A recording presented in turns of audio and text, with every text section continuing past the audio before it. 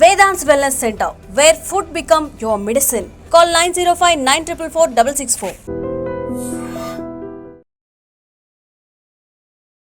నమస్కారం, welcome to I dream ధర్మ మార్గం విత్ విజిత కార్యక్రమానికి స్వాగతం.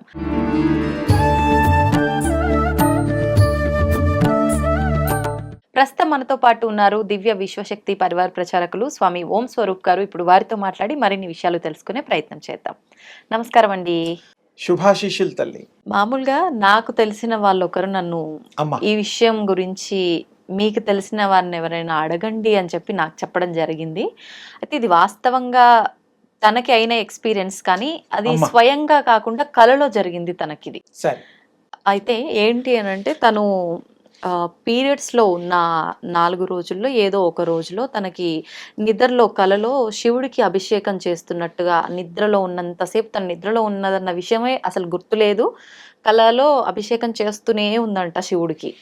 అయితే నేను తర్వాత మెలకు వచ్చిన తర్వాత తను బాధపడుతూ ఉంది. నేను ఇలా ఉన్నాను కదా, దేవుడికి అభిషేకం చేసినట్టు వచ్చింది, ఏం దోషమో ఏంటో, ఏదన్నా జరగబోతోందా ఏంటి అని చెప్పి బాగా టెన్షన్ పడుతుంది అనమాట.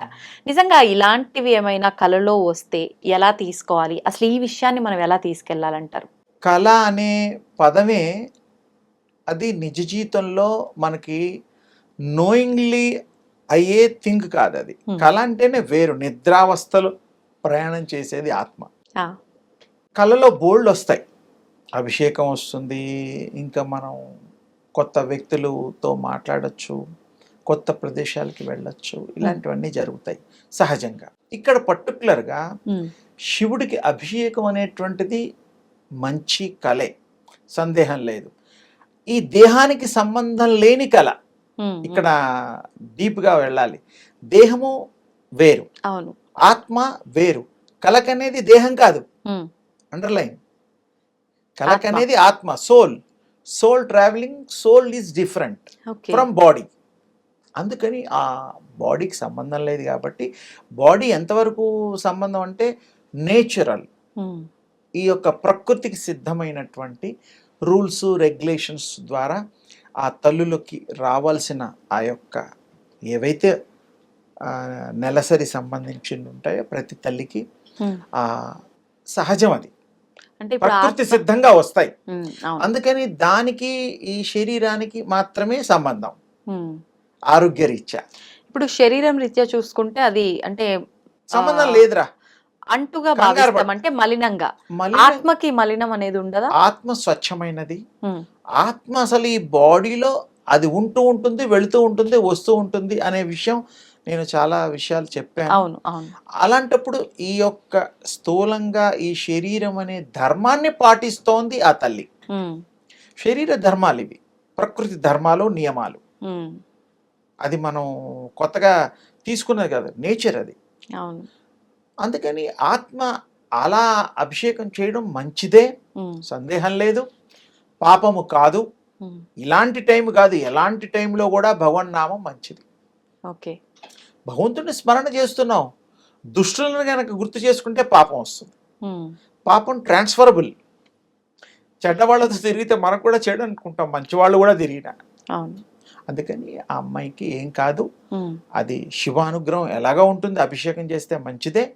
అది ఆత్మ చేసుకుంది, శరీరం కాదు. శరీరంలో దానికి సంబంధం లేదు, ఆ కట్టుబాట్లు వేరు.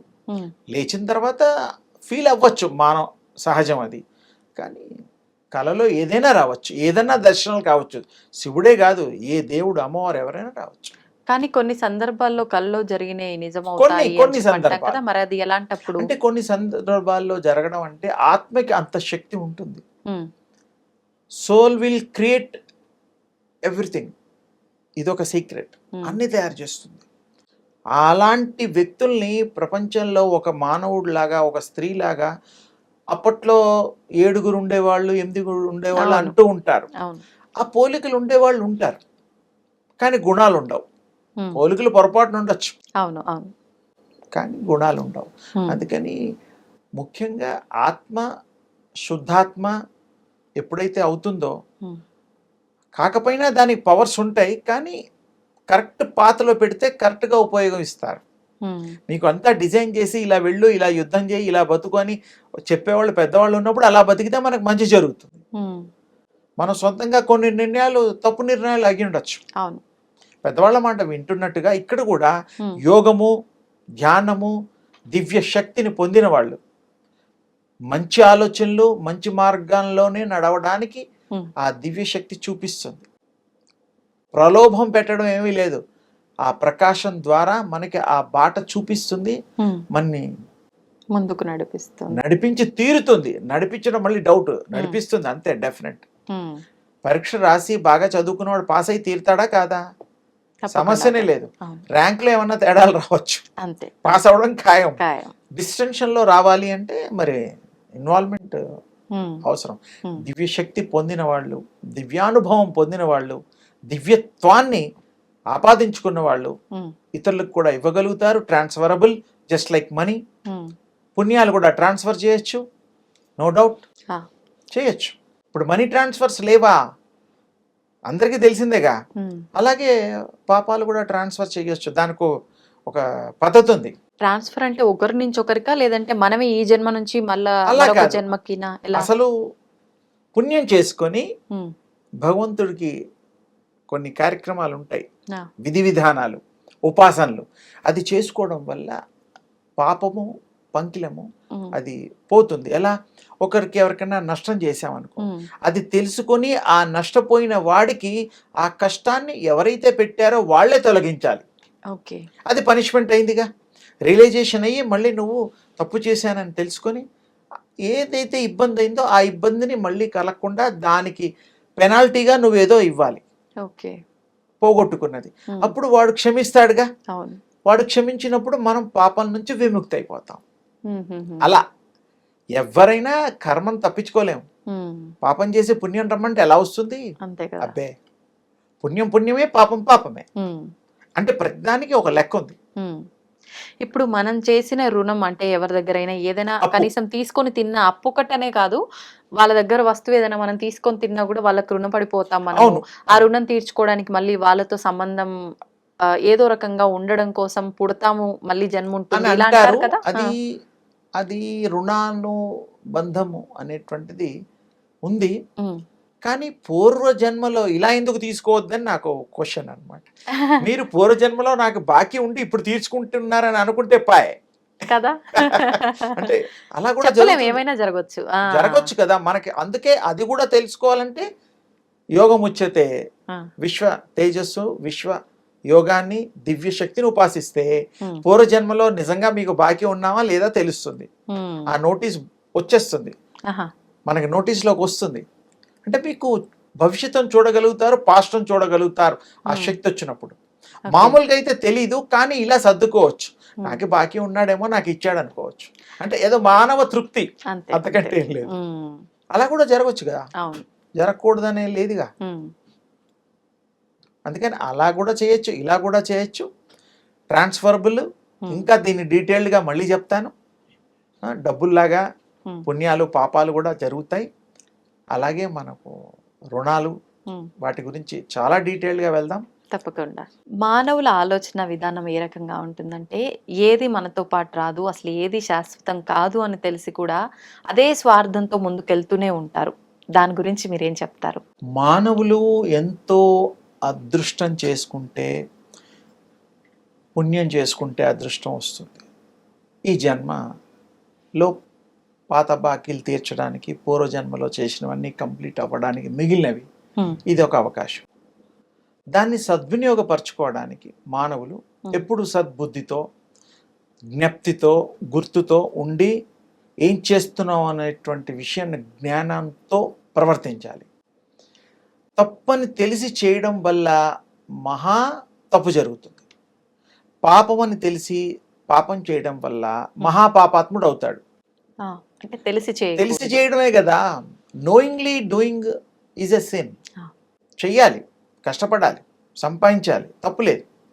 కానీ ఒకరిని సంహరించి, ఒకరిని హత్య చేసి, ఒకరి నుంచి దొంగిలించి లాక్కొని, ఇలాంటివి కొన్ని ఉంటాయి.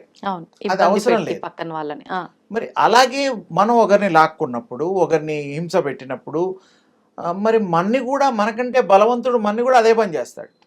మనం బలహీనుల మీద మనం బలం చూపించి ప్రతాపం చూపిస్తే మనకంటే బలవంతుడు ఉంటాడు కదా, ఖచ్చితంగా వాడు మనకి అదే చేసినప్పుడు మనం బాధపడతాం. ఈ బాధ ఎందుకు క్యారీ అవుతుందంటే God has giving punishment to you. నువ్వు తప్పు చేసావు, మరి నీకు కూడా కావాలంటే ఇంకో తప్పు నీకు ఇంకోటి చేయాలి బుద్ధి రావడానికి. ఇలా ఒకటికోటి చైన్ లింక్ ఉంటుంది. కానీ అందరికీ చెప్పేది ఏమిటంటే సూక్ష్మంగా మంచి చేద్దాం, మంచి ఆలోచిద్దాం. 10 పూటలు మనిషి తినడు, ఓన్లీ 3 పూటలే, 2 పూటలే. ఆ 2 పూటలు అన్నం నీకు ఇష్టం వచ్చింది సూటబుల్ ఫుడ్ తిను, మంచిగా జ్యూస్ తాగు, నీ ఇష్టం ఏం తాగుతావో తాగు. మాదక ద్రవ్యాలు కాకుండా, అది మత్తులో మనం తప్పుడు చేయడానికి అదొక అవకాశం ఉంటుంది. అందుకని మానవులు ఇది సత్యం తెలుసుకొని ఇతరులకు ఇబ్బంది లేకుండా సంఘ జీవనం చేస్తూ భార్య పిల్లల్ని అందరినీ సంతోషపెడుతూ ఉంటే స్వర్గం ఎక్కడో లేదు, ఇహంలోనే ఉంది. భార్య పిల్లలతో, అమ్మ నాన్న, సోదరులతో, సోదరీమణులతో, చుట్టాలు పక్కాలు వీళ్ళందరితో ఉంటే వాడికి ఇంకో సంఘం అవసరం లేదు. అంత సంఘంతో కలిసిపోయినట్టు భావన వస్తుంది. ఓ 10 మంది కూర్చొని తింటూ ఉంటే ఆనందం, లాక్కొని తింటే ఆనందం లేదు. ఆ క్షణంలో లాక్కున్నందుకు లాక్కున్నాను, వాడిని బుద్ధి లేని వాడిని, నేను బుద్ధిన వాడిని మోసం చేశాను అనుకోవచ్చు. అది కాసేపటికే, తర్వాత మనం అనుభవించాల్సిందే. అదే తిరిగి వస్తుంది అన్నట్టుగా. జస్ట్ లైక్ బాల్ ఉంటుంది, ఆ బాల్ గోడ కొడితే మళ్ళీ అదే స్పీడ్తో వస్తుంది. ఈ పాపాలు పుణ్యాలు కూడా అంతే. మరి మంచి చేయండి, పుణ్యం కూడా ఇమీడియట్గా వస్తుంది. అది అనుభవంతో తేలుతుంది. ఎవరికి మంచి చేయండి, మీకు ఎప్పుడన్నా కష్టాలు పడాలని కాదు, ఎప్పుడన్నా కష్టంలో ఉన్నప్పుడు ఆవిడ అబ్బాయికి తెలిసిందనుకో మీరు మంచి చేసిన వాడికి, నాకు ఆ రోజు ఇంత సహాయం చేశాడు, ఆ అమ్మ నాకు ఇంత సహాయం చేసింది, అమ్మాయికి కష్టం వచ్చిందా, అయ్యో నాకు తోచినంత, నేను చేయగలిగినంత, నా చేతిలో ఉన్నంత నేను చేస్తా. రుణం తీర్చుకోవడం కాదు, మానవత ధర్మంగా చేస్తారు. ఈ రోజు కూడా ఎంతోమంది చేస్తున్నారు, కొంతమంది చేయడం లేదో అనుకో ఉండొచ్చు. మరి అందరూ 100% ప్యూర్ అని నేను అనను, మంచి ఉద్దేశాలు క్యారీ చేస్తారని అనను. అది మంచి మనకెప్పుడు తోడు ఉంటుంది, చెడు మనకి తోడు ఉండి నష్టం చేస్తుంది ఉంటుంది, కానీ నష్టపోతాం దానివల్ల. ఇప్పుడు మనం నలుగురిలో నేను ఒక మర్డర్ చేశాను, నలుగురిలోకి వచ్చా, పేపర్లో వచ్చింది, టీవీలో వచ్చింది, ఫలానా వాడు ఫలానా మర్డర్ జరిగింది. ఎలాంటి పరిస్థితుల్లో చేసినా ఏం చేసినా ఒకరిని చంపడం తప్పు. కోర్టులు ఉన్నాయి, అవి ఉన్నాయి, అదంతా వేరే సెక్షన్. 10 మంది చూసి గుర్తుపట్టి ఈయన హంతకుడు కూడా మొన్న వాడిని చంపేశాడు ఈ అబ్బాయే, వాళ్ళ కుటుంబానికి నో హెల్ప్, సొసైటీలో ఎంత చిన్న చూపు చూస్తారు. అలాగే దొంగతనం చేసిన వాడు పిల్లలు కూడా సంఘంలో బతకాలంటే కష్టమే, అడవిలో ఉండలేడు. అసలు దొంగతనం ఎందుకు చేయాలి? క్షుద్బాధ, ఆకలికో ఇంకేదో అవసరాలకో. అవసరాలు ప్లాన్ ప్రకారం చేసుకో అబ్బాయి అమ్మాయి, అప్పుడు నీకు మంచి జరుగుతుంది. చెడు ఎక్కడ జరుగుతుంది? ఇంట్లో వాళ్ళు కూడా అలాంటి గొప్ప వ్యక్తి పిల్లలు రా వీళ్ళు, వాళ్ళ అబ్బాయి అని చెప్పుకుంటారు, భార్యను కూడా చెప్పుకుంటారు, ఫలాని వంశీకులు. ఇప్పుడు కూడా చూడు, ఆ మధ్య నేను చిన్న పూజకి వెళ్ళినప్పుడు పింగళి వెంకట్రామరెడ్డి గారని ఒక ఆయన ఉన్నారు, ఇప్పుడు లేరు. నారాయణగూడ అనేటువంటిది ఇక్కడ ఒకటి ఉంటుంది, క్రాస్ రోడ్ కోటి దగ్గర. వాళ్ళకి సంస్థానం ఉంది, వాళ్ళు దానకర్ణులు, వాళ్ళు దివాన్లు, రెడ్లు.